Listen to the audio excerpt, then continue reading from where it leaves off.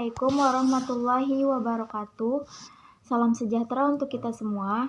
Alhamdulillahirrabbilalamin. Wabihi nasta'in ala umurid dunia waddin. Wassalatu wassalamu ala asyrafil anbiya wal mursalin wa ala alihi wa sahbihi ajma'in. Amma ba'du.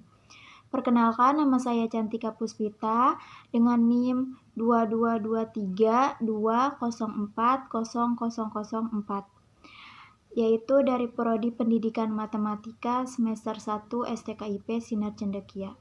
Di sini saya akan mengerjakan tugas atau menyelesaikan tugas bahasa Indonesia, yaitu yang diampu oleh dosen Pak Wahyu Sobirin MPD, yaitu mempresentasikan referensi motivator idola. Di sini motivator yang akan saya presentasikan yaitu Kak Sherly Anavita Rahmi.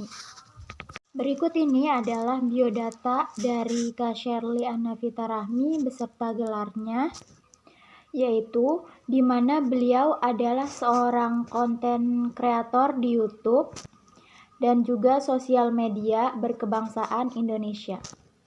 Beliau ini menjadi sorotan pemberitaan setelah penampilannya di acara Indonesia Lawyers Club, yaitu di stasiun televisi TV One. Kak Sherly Anavita Rahmi ini juga merupakan seorang milenial influencer.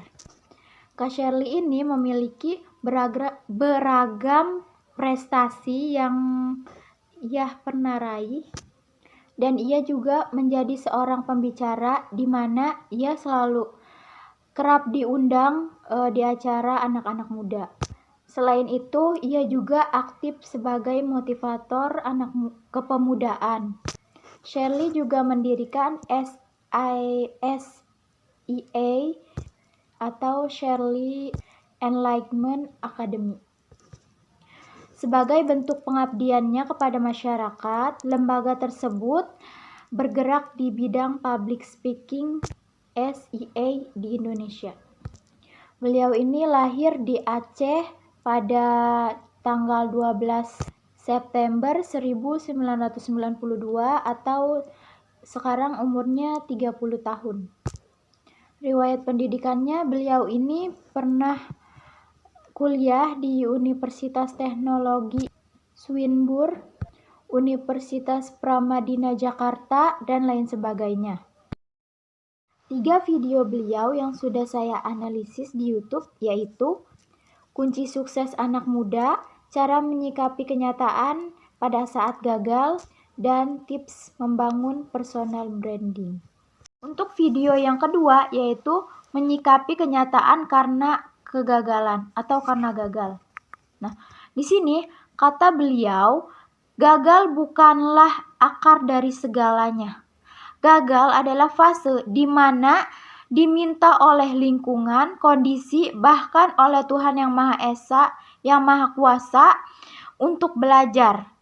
Belajar memahami, belajar menerima, belajar dewasa, dan belajar bijak. Dengan cara 3 kata kuncinya yaitu penerimaan, evaluasi, dan bangkit berjuang lagi. Lebih bagus gagal dalam berjuang daripada tidak pernah gagal karena tidak pernah berjuang, dan lebih bagus mati dalam memperjuangkan sesuatu daripada mati dalam keraguan. Untuk video yang kedua yaitu Menyikapi Kenyataan Karena Kegagalan atau Karena Gagal. Nah, di sini kata beliau, gagal bukanlah akar dari segalanya. Gagal adalah fase di mana diminta oleh lingkungan, kondisi, bahkan oleh Tuhan Yang Maha Esa, Yang Maha Kuasa untuk belajar. Belajar memahami, belajar menerima, belajar dewasa, dan belajar bijak. Dengan cara 3 kata kuncinya yaitu penerimaan, evaluasi, dan bangkit berjuang lagi. Lebih bagus gagal dalam berjuang daripada tidak pernah gagal karena tidak pernah berjuang, dan lebih bagus mati dalam memperjuangkan sesuatu daripada mati dalam keraguan.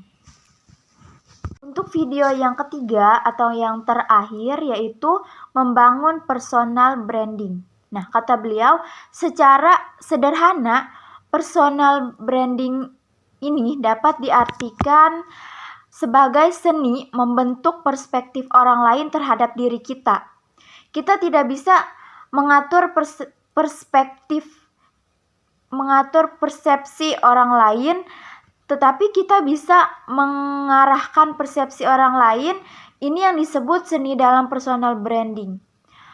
Personal branding ini mengandung konsekuensi, maka kita harus mampu menunjukkan keterampilan itu dan secara profesional di hadapan audiens atau orang lain. Kesempatan itu lebih sering datang kepada mereka yang siap dan terlihat lebih siap. Bagaimana saya bisa seperti Kak Shirley Anavita Rahmi ini? Nah, caranya agar saya bisa seperti beliau, yang pertama saya harus meningkatkan kepercayaan diri atau memiliki kepercayaan diri yang tinggi. Tapi bukan terlalu yang pede-pede banget, yang kepercayaan diri yang ya pokoknya seperti itu. Nah, yang kedua ini saya harus belajar lagi bagaimana caranya berkomunikasi atau berpublic speaking yang baik dan benar. Yang ketiga, harus membiasakan diri untuk berkomunikasi dengan bahasa yang baku. Yang keempat, harus banyak membaca buku-buku yang memotivasi. Dan yang kelima juga harus banyak menonton video-video yang memotivasi supaya agar juga termotivasi juga seperti itu. Gaya komunikasi Kak Shirley ini yaitu pasif dan tegas. Baik, itu saja presentasi referensi motivator idola dari saya. Kurang lebihnya mohon maaf bila ada kesalahan baik dari ucapan, perkataan, dan lain sebagainya. Karena kebenaran adalah milik Allah dan kesalahan itu datangnya dari saya. Kurang lebihnya mohon maaf. Wassalamualaikum warahmatullahi wabarakatuh.